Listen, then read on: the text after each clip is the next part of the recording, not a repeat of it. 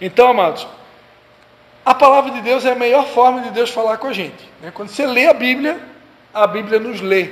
Quando você lê a Bíblia, é o próprio Deus falando. Mas Deus fala com a gente, pela voz do Espírito Santo, que é uma voz suave que fala no nosso coração. Deus fala com a gente usando profetas. Deus fala com a gente através da natureza. Deus fala com a gente através de sinais. Deus fala com a gente quando lê um bom livro, um livro de uma pessoa cristã, um livro inspirado. Deus fala de várias maneiras. Deus fala o tempo todo. Agora a Bíblia, a leitura da Bíblia é a maneira mais básica de não errar, porque ali é Deus falando. E se você estiver sintonizado com Deus, num ambiente de silêncio, de paz, quando você lê a Bíblia, muitas vezes você vai ouvir o Espírito Santo falando com você nas entrelinhas. É como se tivesse duas vozes ao mesmo tempo, a leitura, a voz da tua boca, se você costuma falar bem baixinho, porque quando você fala baixinho ajuda a gravar, É uma maneira também de meditar. Meditar é falar baixinho e ruminar. Então, mas muitas vezes você está ali falando baixinho, lendo, e você ouve a voz do Espírito Santo nas entrelinhas, Deus falando com você. Então essa é uma maneira clássica de ouvir a voz de Deus. A Bíblia não jamais muda. A gente falou aqui no começo, a Bíblia não muda. Ela se renova, mas não muda. A Bíblia diz em Mateus 24, 35. O céu e a terra passarão, mas as minhas palavras não hão de passar. O céu e a terra vai passar, mas a palavra de Deus não passa. E olha uma curiosidade. Em Apocalipse, no último capítulo de Apocalipse, Apocalipse 22, Apocalipse 22, versículo 18, eu vou começar do 17, que diz assim: o Espírito e a noiva dizem vem, quem ouve diga vem, quem tem sede venha, e quem quiser tome de graça da água da vida. Aí ele vai dizer assim, eu advirto a todo aquele que ouvir as palavras da profecia deste livro. É claro que aqui era o livro de Apocalipse, mas eu gosto de ler esse versículo entendendo ele como sendo a Bíblia toda. Está dando para entender? Aqui o versículo é de Apocalipse, então ele está falando do livro de Apocalipse. Mas eu entendo, esse texto aqui, ele diz respeito à Bíblia toda. É assim que eu creio. E ele vai dizer assim, eu advirto a todo aquele que ouvir a palavra da profecia deste livro, se alguém lhes acrescentar alguma coisa, Deus lhe acrescentará as pragas que estão escritas neste livro. E se alguém tirar qualquer palavra do livro dessa profecia, Deus lhe tirará a sua parte da árvore da vida e da cidade santa que estão escritas neste livro. Quem já leu isso aqui tem que ter muita coragem na hora de fazer uma adulteração da Bíblia, ou ensinar errado.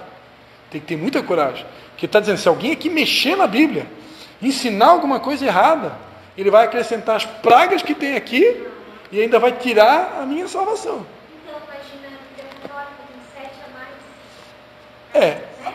Foi acrescentado, não foi? Na verdade, aí é uma questão de interpretação teológica, porque a liderança romana entendeu que aqueles livros deveriam fazer parte. E a liderança... Primeiro e segundo Macabeus, adições de Daniel, adições de Esther, Afrodite, Eclesiástico. Depois eu tenho ali a relação, se quiser eu posso passar. Agora, hoje já tem evangélicos que utilizam alguns desses livros como fonte histórica. Por exemplo, o Ministério Internacional da Restauração, eles comemoram todos os anos uma festa bíblica que é a festa de Hanukkah. Na Bíblia só tem um único versículo que fala sobre a festa da dedicação, que é a festa de Hanukkah, que Jesus Cristo participou dela. É o único versículo que está no Evangelho de João. Único. Mas Macabeus, que tem na Bíblia Católica, conta certinho sobre a história da festa de Hanukkah. Tem ali explicações mais detalhadas, entendeu? Então, prova que ela é uma festa bíblica, tem um porquê, tem toda a história ali. Agora, se eu me recusar a ler o livro de Macabeus, eu não vou conhecer a história. A Bíblia de São João comemora esse... Sim. Todas as festas bíblicas. Festa de Páscoas, Pentecostes, Hanukkah, festa das trombetas, festa das primícias. São 5 festas, né, tradicionais, né? Tá, então vamos lá. Então, o céu e a terra vai passar, mas a palavra de Deus não vai passar. A Bíblia aponta para Jesus, né? Jesus, ele é o personagem principal da Bíblia, né? Ele é o alfa, o ômega, o princípio e o fim, né? Então Jesus, ele é o centro do Evangelho, ele é o personagem principal. Todos os profetas apontaram para ele, né? Ele é o Filho do unigênito de Deus, né? Ele é sem dúvida a figura principal da Bíblia. Ele é o próprio Deus, Deus Filho, né? A Bíblia diz em João 5,39, palavras de Jesus, né? Examinais as Escrituras, porque vós cuidais ter nelas a vida eterna. São elas que de mim testificam. Então a Bíblia testifica o tempo todo de Jesus. O profeta Isaías, que é considerado o profeta messiânico, é o profeta que mais trouxe profecia sobre Jesus. Então, se você for estudar o livro do profeta Isaías, você vai encontrar inúmeras profecias de Jesus. A mais tradicional, que todo crente deveria saber de cabeça, né? Isaías 53, né? Verdadeiramente ele tomou sobre si as nossas dores, as nossas enfermidades, né? Ele foi o homem de dores, né? Humilhado, o mais desprezado entre os homens, né? Olhando para ele não fazíamos caso algum, né? Verdadeiramente ele levou sobre si as nossas dores, enfermidades, e o castigo que nos traz a paz estava sobre ele. Então tudo falando, apontando para Jesus. Mas não é a única profecia, né? Tem muitas outras. Então, Jesus é o personagem principal da Bíblia. A Bíblia, ela nos traz vida. Quem crê em mim, como diz as Escrituras, rios de água viva correrão do seu ventre. João 7,38. Ela nos mostra a vontade de Deus, o que é certo e o que é errado. Hebreus 4,12. Porque a palavra de Deus é viva e eficaz, mais penetrante do que espada alguma de 2 gumes. Ela penetra até a divisão da alma e do espírito, das juntas e medulas, e é apta para discernir os pensamentos e intenções do coração. Então a Bíblia, ela mostra a vontade de Deus, ela mostra o que é certo, ela mostra o que é errado. Tem uma passagem que Deus falou com o profeta Jeremias, onde ele aconselha Jeremias a se alimentar dessa palavra para que ele fosse capaz de discernir o santo do profano. Ou seja, o que é santo e o que é profano, o que é lícito e o que não é lícito, o que eu posso e o que eu não posso, o que eu devo e o que eu não devo. Embora que nós agora, na nova aliança, o Espírito Santo habita dentro de nós. Então hoje, não há assim uma preocupação tão grande em querer saber o que pode, o que não pode, o que é certo, o que não é, porque a partir do momento que o Espírito Santo vai morar dentro de nós, ele nos convence do pecado, da justiça e do juízo. Todo mundo aqui que tem o Espírito Santo, quando você resolve fazer alguma coisa errada, você não precisa nem ler a Bíblia, o Espírito Santo já se entristece dentro de você, ele já te dá já perde a paz, tu já sabe que aquilo está errado. Entendeu? Então, o próprio Espírito Santo de Deus em nós, a Bíblia diz, né? Está chegando dias em que eu escreverei a minha palavra dentro dos vossos corações, né? Vou tirar o coração de pedra e vou dar um coração de carne. Então, como que a Bíblia ia ser escrita dentro de nós? Pelo Espírito. O Espírito de Deus é o próprio Deus morando dentro de nós, né? E ele nos lembra de tudo que a gente aprendeu. Tudo que a gente aprendeu, ele lembra. Na hora de pisar no tomate, ei, mentira? Como assim? Como diz meu filho, como assim? Se os mentirosos não herdarão o reino do céu. Né? Então, ele lembra na hora. Né? Então, tu já, puxa o freio de mão. Mas, claro, o Espírito Santo vai lembrar aquilo que eu aprendi. Então, quanto mais eu aprendo, mais coisa tem para o Espírito Santo lembrar. Aí tem mais esse detalhe ainda. Aí a cobrança é maior. Né? Eu mesmo, meu Deus, tem que cuidar. Tudo que a gente faz, a gente tem que cuidar. Né? É como a gente fala, é como a gente anda, como a gente se comporta, é tudo. Né? Até tem uma moça aí, que eu não vou falar o nome, tal de Indanara, né, que faz umas comidinhas na cela dos homens na segunda-feira, que aquilo é uma tentação, nós temos que se cuidar para não sair dali com os quilinhos a mais. Mas eu já estou me controlando, né? Estou me controlando. Aleluia. Então ela mostra o certo e do errado, né? Depois vocês vão ter uma tarefa de casa, tá, queridos, que é ler e meditar no Salmo 119.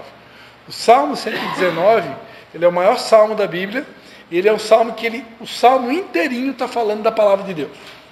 O salmo inteiro ele fala da palavra de Deus, da importância da palavra de Deus, né? Ela ali vai dizer que ela é mais importante do que o ouro, né? Vou pegar só alguns versículos separados aqui, só para dar um gostinho na boca aqui. Ele é o maior salmo da Bíblia, né? Ó Senhor, a tua palavra é eterna, ela está firmada no céu. Mais preciosa é para mim a lei da tua boca do que milhares de moedas de ouro ou de prata. Olha só, que tremendo. Salmo 119, 72. Olha o entendimento de Davi, né?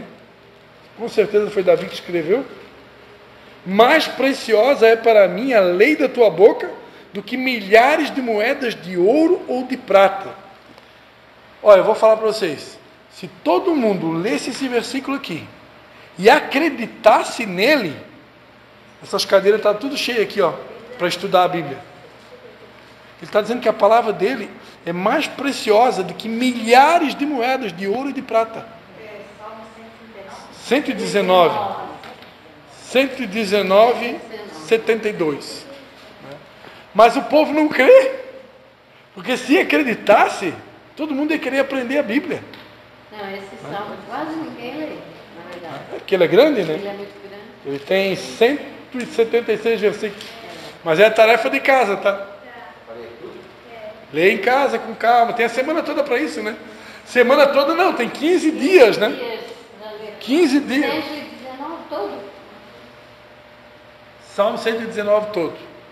Eu já vi, mas só uma vez. Lê com calma, vai refletindo, vai meditando. Tem 15 dias para isso. Amém? Então, queridos, aqui, ó, algumas informações sobre a Bíblia. Tudo certo até aqui? Algumas informações sobre a Bíblia. Aqui vai responder algumas dúvidas relacionadas ao que tu perguntou anteriormente, tá? Então, a tua pergunta já foi meio que dirigida pelo Espírito Santo. Ao comparar as diferentes cópias do texto da Bíblia entre si e com os originais disponíveis, né? Então, ainda existem nos dias de hoje originais, né? Esse que foi encontrado no Mar Morto é uma cópia original, foi encontrado lá. Menos de 1% do texto apresentou dúvidas ou variações. Comparando as diferentes cópias que já foram encontradas, menos de 1% apresentou variações. Olha só, perfeição, né? Isso prova que as cópias que foram encontradas têm realmente uma veracidade, que 1% teve algum tipo de variação. Portanto, 99% do texto da Bíblia é puro. Vale lembrar que o mesmo método, crítica textual, é usado para avaliar outros documentos históricos, como a Ilíada de Homero, por exemplo. Então, o que é essa crítica textual? Isso aqui são os escribas, doutores da lei, mestres, pesquisadores da Bíblia, que pegaram várias cópias diferentes e fizeram uma comparação entre elas e chegaram à conclusão que de todas as cópias deu ali uma variação de 1% de diferença. Entendeu? Isso não foi qualquer pessoa que fez. Eram críticos, teólogos, estudantes, né? O livro mais vendido do mundo é a Bíblia Sagrada, né? E tinha uma época, hoje eu não tenho essa informação atualizada, que o segundo livro mais vendido do mundo era o Peregrino. É um livro que foi escrito por John Bunyan, que era um grande avivalista, assim como Martin Lutero, assim como Finney, como Charles Spurgeon, né? E ele escreveu esse livro, O Peregrino, que virou um filme. Então você encontra na internet, tem o filme antigo, a primeira original, e agora eles fizeram o mais atualizado. Se eu não me engano, estava na Netflix. Quem tiver curiosidade de ver, eu recomendo, bem bacana, O Peregrino. Quem quiser procurar na livraria evangélica, tem um livro também para ler. Mas o mais vendido é a Bíblia. Agora o segundo é Um Conto de Duas Cidades, de Charles Dickens. Olha só como é que é o nome? Um Conto de Duas Cidades. cidades de Charles Dickens. Um conto de duas cidades, só. Segundo livro mais vendido atualmente. Atualizando informações. Estima-se que foram... quando foi escrita essa apostila aqui, tá? Que já está um pouquinho desatualizado, né? Estima-se que foram vendidos 11 milhões de exemplares na versão integral. 12 milhões de Novos Testamentos e ainda 400 milhões de brochuras com extratos dos textos originais. Vou atualizar isso aqui hoje, já deve estar bem mais. Né? A divisão em capítulos, né? Porque antigamente não eram capítulos. Não tinha capítulo e versículo. Era tudo um livro corrido. Né? Por isso, quando você lê Isaías 53, que diz que Jesus não tinha parecer nem formosura, aí tem gente que pensa assim, Jesus então quer dizer que ele era feio, né? Não, Isaías 53 é uma continuação de 52. Se você for ler os 52 e 53, você vai ver que é uma continuação, você vai ver que aquele texto ali está falando da via crucis de Jesus. O profeta Isaías, ele está falando do que aconteceria com ele no processo de crucificação. Então, durante o processo de crucificação, ele ficou sem parecer e sem formosura. Por quê? Porque ele foi muito maltratado. Ele apanhou um monte. A Bíblia diz que ele foi esmagado pelas nossas transgressões. Ele foi moído pelas nossas transgressões. Então, imagina o que ele sofreu. Ele ficou desconfigurado. Então, Jesus ficou com uma aparência horrível. Ele apanhou muito, ele sofreu muito. Né? Mas ele não era assim. Eu achava que ele era de aparência tão bonita, eu levei para esse lado, para não chamar a atenção de mulheres. Mas por isso, sabe? Sim. Foi feito bonito, como hoje é nos filmes, para as mulheres não sentirem interesse nele. Fisicamente falando. Eu achava que era isso. Embora que naquela época, né, era bem diferente de hoje, né? As mulheres, para começar, as mulheres judias até os dias de hoje, elas se vestem, elas se tapam toda, né? Só aparece só o olho, não vê mais nada, né? E os homens também usavam aquelas vestes compridas, usavam aqueles como é que chama, o talite, né, na cabeça para orar, né? O judeu usava sempre aquele talite na cabeça. Então eles ficavam tudo meio coberto, né? Tinha sempre andavam a maior parte do tempo. A bagagem na época acho que era roupas e joias, né, pastor? Para quem tinha, né? Sim. Mas enfim, mas também não há base teológica para acreditar que ele tinha olho claro, que ele tinha esse aspecto desse quadro que foi criado, né? Provavelmente isso não tem base teológica para isso. Então vamos lá, a divisão em capítulos foi introduzida pelo professor universitário parisiense, né, de Paris, Stephen Langton, em 1227. Foi no ano de 1227 que a Bíblia começou a ter capítulo e versículo. Foi uma maneira que criaram para poder ficar mais fácil de ler, né? Até então não existia. Que viria a ser eleito o bispo de Cantuária, pouco tempo depois. A divisão em versículos foi introduzida em 1551. Em capítulos, 1227. Em versículos, só em 1551. Pelo impressor parisiense Robert Stephanus. Ambas as divisões tinham por objetivo facilitar a consulta e as citações bíblicas, e foi aceita por todos, incluindo os judeus. Então os judeus aceitaram, né, colocar capítulo e versículo. Embora que o judeu que não é messiânico, que não acredita em Jesus, ele só usa o Antigo Testamento. Com exceção de alguns textos do livro de Esther e de Daniel, os textos originais do Antigo Testamento foram escritos em hebraico, uma língua da família das línguas semíticas, caracterizada por predominantemente consoante. A língua hebraica ela não tem muitos, a maior parte são consoantes, tá? E não tem vogais. A língua hebraica não tem muitas vogais, a maior parte são consoantes. E uma parte do Antigo Testamento também foi escrita em aramaico, que era a língua dos persas, dos caldeus. Acho que é uma das línguas mais difíceis de aprender o aramaico.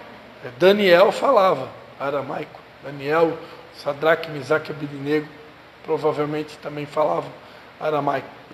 Então o Antigo Testamento foi escrito em hebraico e aramaico, o Novo Testamento foi escrito em grego. Ok? Isso é importância, né? Quem aqui é fominha, no futuro Deus der a graça de poder estudar o hebraico, né? Hoje em dia existem aplicativos que você pode, só que são pagos, né?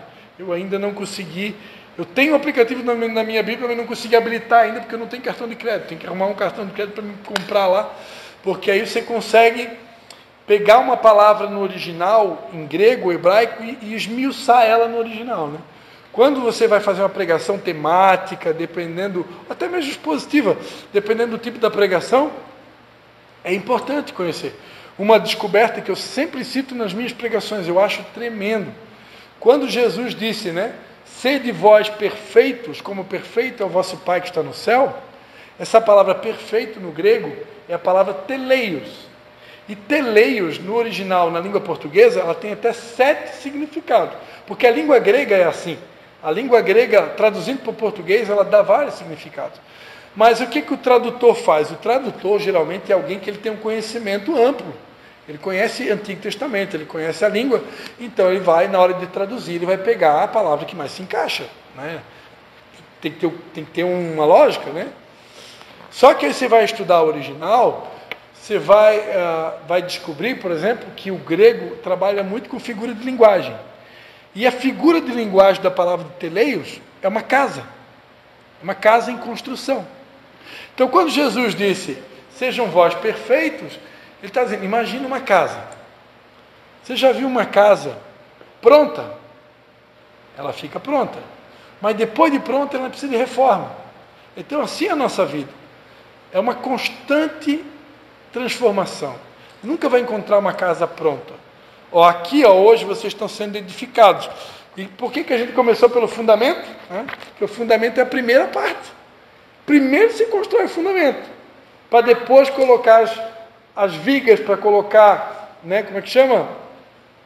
As colunas, para depois colocar a armação, fazer a laje.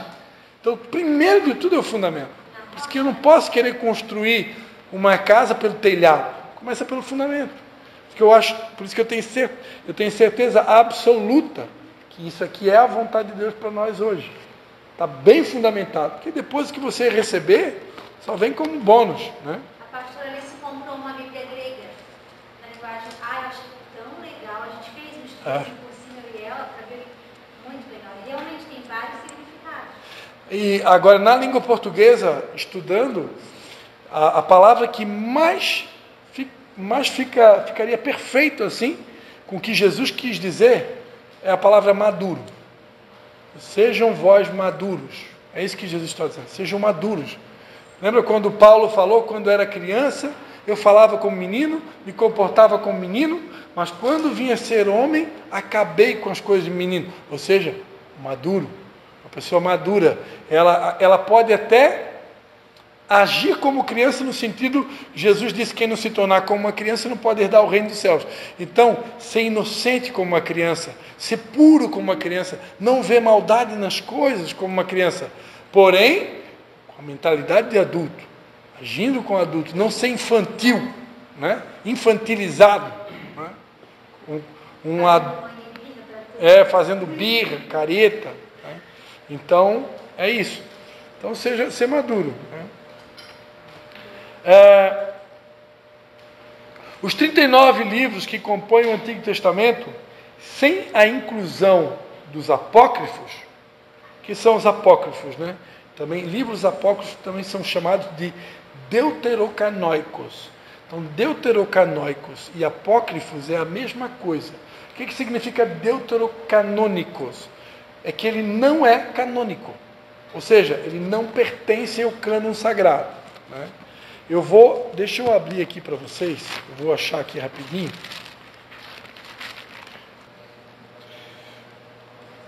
Prestando atenção aí.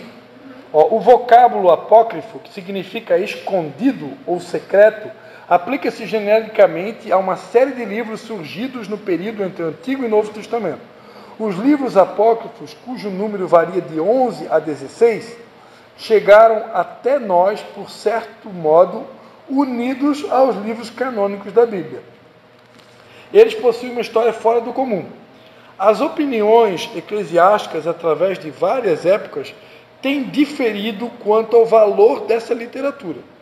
Os judeus da dispersação no Egito revelaram autoestima por esses escritos e os incluíram na tradução do Antigo Testamento para o grego, chamada a Septuaginta. Vocês vão ouvir muito falar dessa Septuaginta, né? Então aqui diz que os judeus da dispersação do Egito demonstraram interesse, estima por esses apócrifos e decidiram incluir. Mas esses mesmos escritos foram eliminados do cânon hebraico pelos judeus da Palestina. A Igreja Católica Romana, no Concílio de Trento, em 1546, na cidade de Trento, na Itália, considerou canônicos 11 desses livros que apareceram nas edições católicas das Escrituras. Então, em 1546, foi feito um concílio, os líderes religiosos da época se reuniram, os romanos decidiram, nós vamos ficar com 11 desses livros, nós queremos manter. E os evangélicos bateram o peito, nós não queremos. Por quê? Qual o ponto de vista dos evangélicos?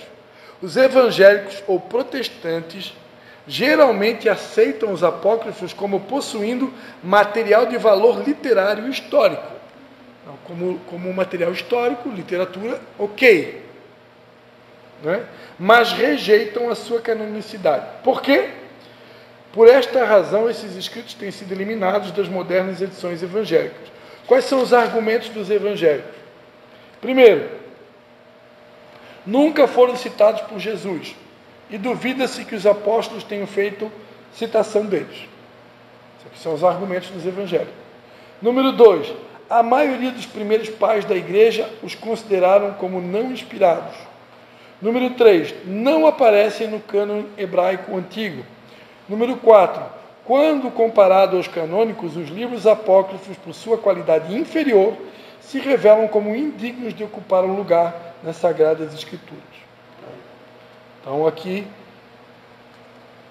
o caráter do livro, as autoridades divergem quanto à classificação desses livros.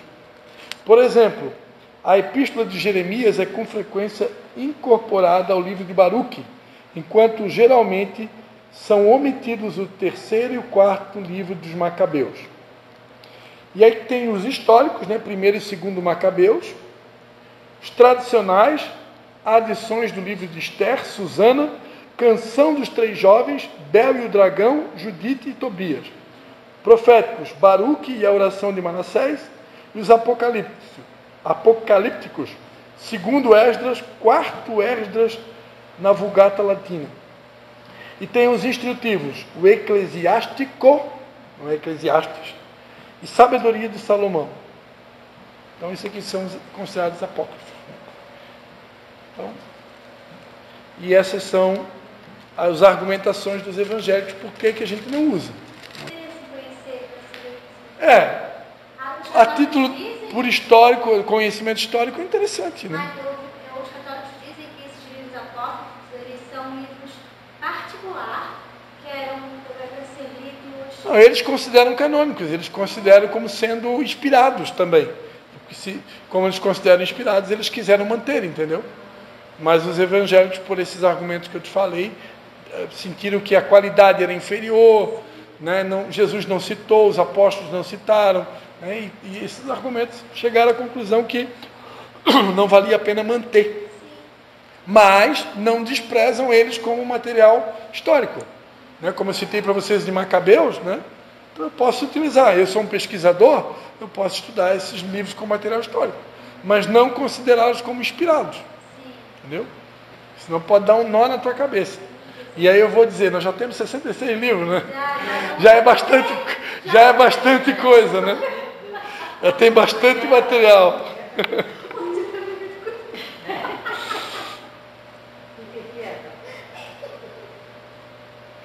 Então, os 39 livros que compõem o Antigo Testamento, sem a inclusão dos apócrifos, estavam compilados desde cerca de 400 anos antes de Cristo. Está aqui falando do Antigo Testamento, né? Sendo aceito pelo cânon judaico, também pelos protestantes, pelos católicos ortodoxos, Igreja Católica Russa e parte da Igreja Católica Tradicional. Está vendo? Prestaram atenção?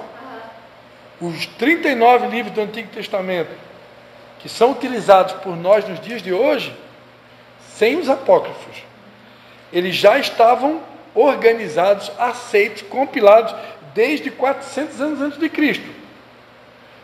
Aceito no cânon judaico, pelos protestantes, pelos católicos ortodoxos, Igreja Católica Russa e parte da Igreja Católica Tradicional. Foi só no ano... Você não é romana? Sim, a romana. Só no ano de 1500 e pouco, no Concílio de Trento, que eles decidiram mudar. Mas os evangélicos permaneceram...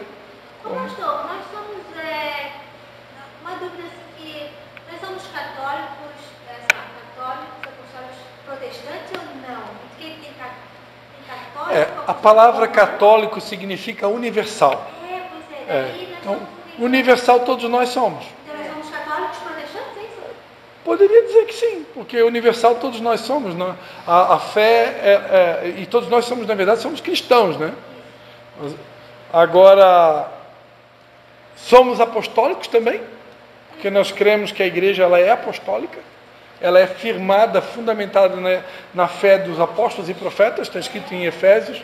Então a igreja ela é apostólica, mas só que nós não somos romanos. Por quê? Porque nós não seguimos a igreja de Roma, né? Que seria, nós viemos de uma linha que protestou, né? As indulgências, principalmente, que foram contestadas por Martinho Lutero, né? Comprar lugarzinho no céu, né? Missa de sétimo dia, e uma série de outras coisas, de práticas que não têm fundamentação bíblica, né? Extrema unção, né? Eu vou ungir o morto, ungir o cara que está doente. Não, eu vou ungir para ele curar, para ser curado, não para despedir do cara, né? Então, a ascensão de Maria, né? A Bíblia diz que ninguém subiu ao céu, senão o que desceu do céu. O Léo leu esse texto na Bíblia ontem, né? Então, o único que subiu, que desceu, Jesus. Então, não tem base doutrinária para dizer que Maria sumiu. Não tem nenhum lugar na Bíblia isso. E aí, mais uma série de coisas, né? Batizar criança, né? Jesus disse, deixar vir a mim os pequeninos, porque dos tais é o reino do céu. Não faz sentido batizar um bebê, uma criança.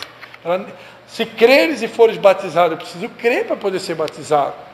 Se eu não creio em nada, como é que eu vou batizar quem não crê? Né? Então, uma série de coisas que nós não aprovamos, porque não tem base doutrinária. Né? Ok? Então, é muito importante para o entendimento deste estudo que você creia na total veracidade da Bíblia Sagrada e que ela é a verdade e a palavra de Deus. Nos próximos estudos falaremos sobre a fé cristã e sobre quem é o Deus que escolhemos servir. Posteriormente, você conhecerá também um pouco... Não, é isso aí. Então, eu só vou dar uma palhinha para vocês o que a gente vai estudar, tá? Nós vamos estudar a primeira lição, a partir da próxima aula. A partir do momento que vocês receberem a apostila, que vocês já vão estar recebendo essa semana, procure nesses 15 dias tirar tempo para ler a primeira lição. Leia uma vez, se quiser ler duas, porque isso a gente vai ganhar tempo na aula. Se vocês vêm para a aula já tendo lido, eu posso ser mais rápido na aula. Porque vocês já deram uma lida em casa. Mas se vocês não lerem, vocês vão chegar na aula totalmente cru. Então, eu vou ter que ser bem mais detalhista para poder valer a pena. Né? Então, dê uma lida. Vocês têm 15 dias para isso. Lê, dá uma estudada, né? Pega a Bíblia, vê os versículos, que quando eu chegar na aula aqui, conforme o Espírito Santo perceber que vocês estão já embalados, né? A gente consegue ser um pouco mais objetivo. Então, a primeira lição, a gente vai aprender quem é Deus. Quem é Deus? O meu Pai, né? Nós vamos aprender sobre os atributos de Deus, né? As características de Deus. Depois, a segunda aula, vamos falar sobre a paternidade de Deus. Segunda aula, quem sou eu? Um espírito, tem uma alma e que tem um corpo. Então, vai estudar isso aí a fundo, tá? Inclusive com desenhos, né? Para poder desmistificar isso e entender claramente sobre a diferença das nossas emoções, da nossa mente. Vamos aprender sobre quem é Jesus, estudar sobre Jesus, personagem principal da Bíblia, sua morte, nascimento, ressurreição, as últimas horas de Jesus na cruz, a exaltação de Jesus. Vamos aprender sobre a pessoa do Espírito Santo, É tudo basicão, tá vendo? Coisa básica, só que vocês vão aprender profundamente, no detalhe, para ficar fera, né? A natureza do Espírito, o fruto do Espírito, o batismo no Espírito, né? Fruto do Espírito Santo, a graça e a salvação. Vamos aprender sobre a fé e as obras, viver por fé. O pastor Tiago pregou aqui domingo, né? A Bíblia e a fé e as obras, consagração, adoração, oração, meditação na palavra, sobre o jejum, sobre a comunhão, a importância de participar dos cultos e dos pequenos grupos, a importância de ser pastoreado por alguém, de praticar o amor, a contribuição, servir pessoas, dizimar e ofertar, alcançar vidas para Cristo e, por último, o batismo em águas. Pelo menos 2 páginas aqui só sobre o batismo em águas. Por que nós batizamos as pessoas nas águas? Tá bom? Então, é fundamentação. Esse aqui é o básico. É o básico do básico do básico. Mas que muita gente está se perdendo. Ainda essa semana eu escutei uma pessoa dizer: cheguei à conclusão que não tem necessidade de ir na igreja. Não precisa. Não precisa ir no culto. Eu busco em casa, né? Isso é uma mentira. Primeiro, o que vive isolado insurge-se contra a verdadeira sabedoria. A pessoa que se isola, ela está indo na direção da burrice, né? Se isola, está sendo burro. Insurge-se contra a sabedoria. Segundo, quão bom e quão suave é que os irmãos vivam em união. Deus fez o crente para estar em união, para estar junto, comunhão. Deus quer comunhão. Por que ele vai fazer o dia da família? Porque Deus quer isso. Deus quer a gente mais junto. Eu falava para a Nícia aqui antes de começar. Nós somos um corpo. Um representa o dedo, outro representa a mão, outro representa o pé. Pega esse dedo aqui, corta e bota ele lá isolado. Vai necrosar, vai morrer. Então tem que estar, os órgãos têm que estar unidos, tem que estar sincronizado, o sangue tem que estar fluindo, né, para que a gente possa cumprir o nosso propósito. Né? A psicóloga, ela falou, sábado, quando a gente estava fazendo, né? Ela disse: vem cá, eu gostei tanto dessa união de vocês, que eu quero isso para mim. Eu achei tão bonita assim, no chá, né? No chá, ela falou. Isso tem que ser sempre assim. Ela disse: eu achei maravilhoso, olha, achei lindo. Eu quero isso para mim, eu quero isso para cá. Ela falou, ela só não veio domingo, porque ela já tinha um compromisso. Ela estava aí. Mas ela vai vir. Na maioria das vezes as pessoas têm dificuldade de vir no culto, ou estão feridas, ou estão machucadas. Decepções, né? Decepcionar. Depois eu senti assim, que a gente abraçou muito, né? Abraçou e beijou muito. Eu passei toda vez eu abracei a gente. Então, aquilo ali, elas viram uma diferença enorme. Sim. Essa união, depois veio a Michela ali na frente, se abraçando. Falar de não, Michela, lá de trás a gente observou cada mulher que você entregou brilho nos céus. Não teve uma que não passou ali que não veio um abraço. E era lindo. E era assim, Cada um na igreja tem um dom, tem um chamado. A gente não pode falar, eu não sou que nem elas, eu não abraço ninguém. Quando a gente se une, a gente se completa. Vocês têm esse sinceridade. eu vou explicar. Eu tenho. É porque aí já diz respeito às linguagens de amor, né? Cada um tem uma linguagem. Todo mundo tem um lugar para agir, tá vendo? Todo mundo tem algo a fazer. Até o Lucas foi. Por exemplo, assim, só abrindo aqui um parênteses. Para ficar na recepção da igreja, jamais deveria colocar uma pessoa que é introvertida. Né? Para ficar na porta de uma igreja, tem que ser uma pessoa extrovertida, que está sempre sorrindo, que gosta de apertar a mão, que gosta, entendeu? E abraço. É. Porque cada um tem um jeito. Então, Não, abraça nada. nós somos diferentes.